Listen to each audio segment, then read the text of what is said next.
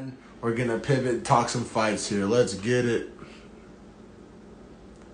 But yeah, we can keep it pushing here to this next fight because as soon as I saw it, I forgot Mason Jones was on this card. I last time on the podcast, I mean, even though I think the fight got stopped, I was definitely stroking him off pretty hard. I'm a big Mason Jones guy. When I saw him get announced, that I was like, oh fuck yeah, Mason Jones is on this card. Like that's kind of my like test. Like if somebody can like I can like literally be like, oh fuck, like be in the other room grabbing a drink or whatever, be like, oh shit, I'd run back in. Mason Jones is on this card. Like he checks that box for me of like somebody like I'm excited to see fight, somebody who's fights I care about watching, a name I recognize.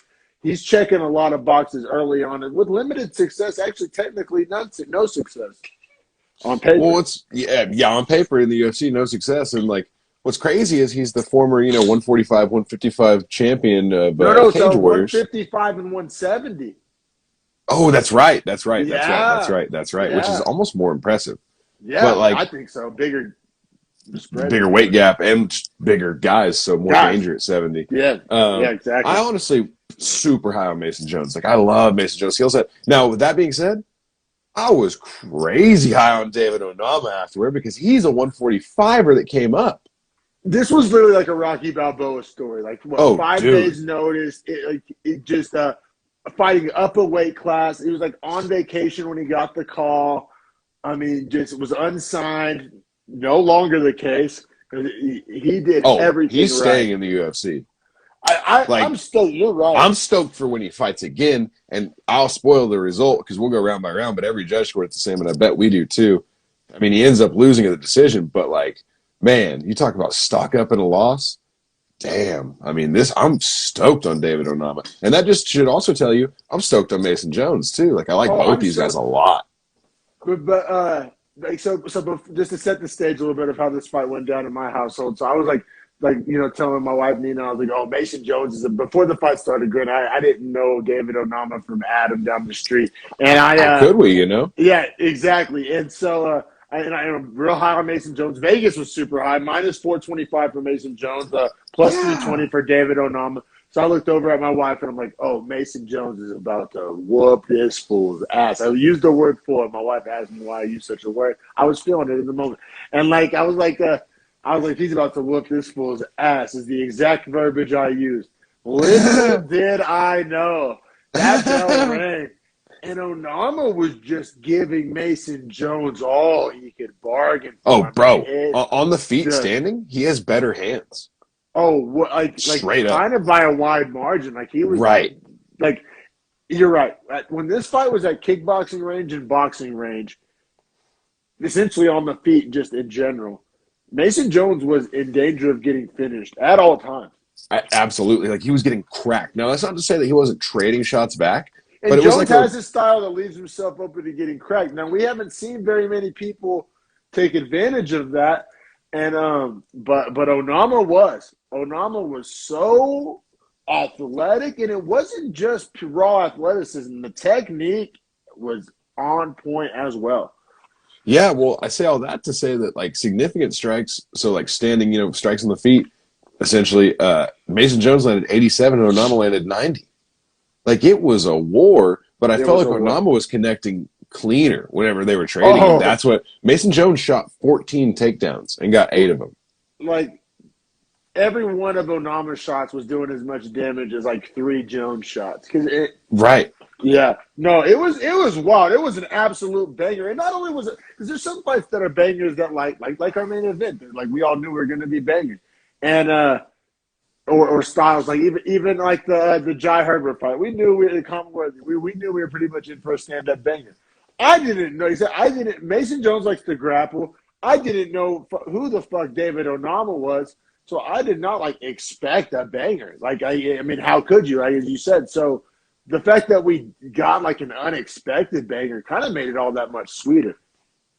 Yeah, and like, you look at his fight record, he's from Fighting Alliance Championship, and like, I mean, he's just finished everyone in the last 4 fights, which, Undefeated.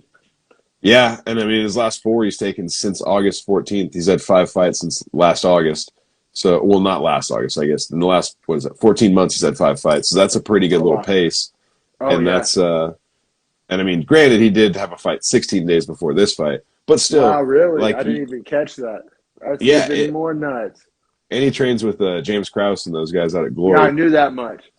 But also, you know a guy's a savage when he goes to vacation in Alabama. Did you pick up on that? I was like, you're like, oh, he's on vacation in Alabama. I was like, well, what? He was? Why? Like, why? Gulf Shores, baby. Yeah, maybe, man. But yeah, man. So David Onama made, I'm sure, a ton of fans last night.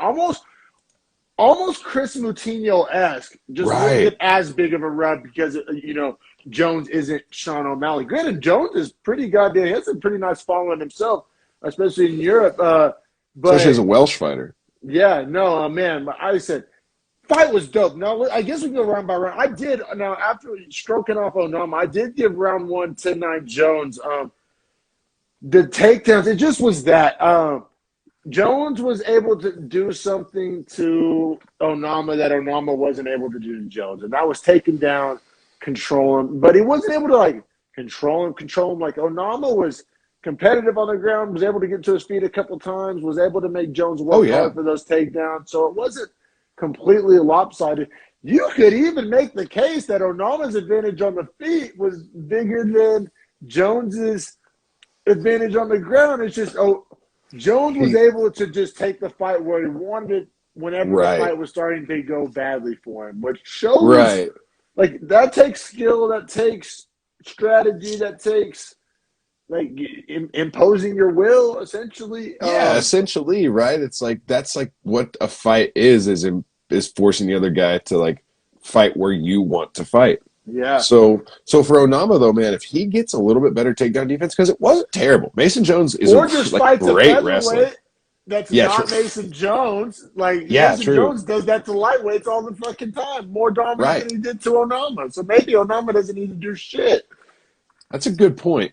Yeah, I mean, being up 10 pounds too, maybe he stuffs those takedowns on a guy on at 145. But no, seriously, huge on Onama.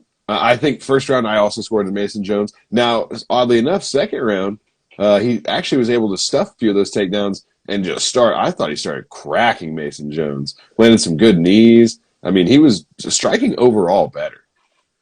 Yeah, literally my notes say Jones was winning the grapple and clinch positions but losing the striking. And in a sport that's judged off damage, I feel like I'm even contradicting myself. So I gave round 2 10-9 Jones, but by a nut hair and for the grappling and wrestling in the clinch but Onama was piecing up Jones, actually starting to cause that swelling under the eye. Right. Busting I think that's what I went for, was the visibility of damage. This is one of those ones where, like, I scored it to Jones, but I'm kind of questioning myself. No, yeah, I feel that. But, like, man, it's just Mason Jones, like we keep saying, in Vegas, too, obviously reinforces this. Minus 425. Like, he is really, really good. So, clearly, David Onama is pretty damn good, and I can't wait to see him in his own weight. Now, granted, you had Mason Jones up 2-0 after 2, and I had it actually tied.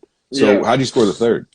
I assume Mason Jones? Yeah, I thought it was Jones' best round. I thought it was like the least competitive. Well, still being competitive, but out of the three, the first two were coin flips, razor thin, nut hair, whatever description you want to use. But round 3 I thought was Jones all day, every day. I thought round 3 was 10-9 Jones for sure. Just more of the same, the grappling, the takedowns, but just absorbed way less damage and was able to kind of neutralize Onama. And maybe Onama was gassing a little bit, or just – maybe Jones kind of was able to finally kind of figure a few things out. Maybe just was able to use the size wear on him.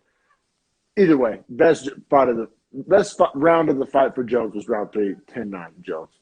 Yeah, for sure. I agree with that absolutely. So he ends up winning on the judges' scorecards, all three of them 29-28. Definitely a case for a 30-27, as close as the second round was.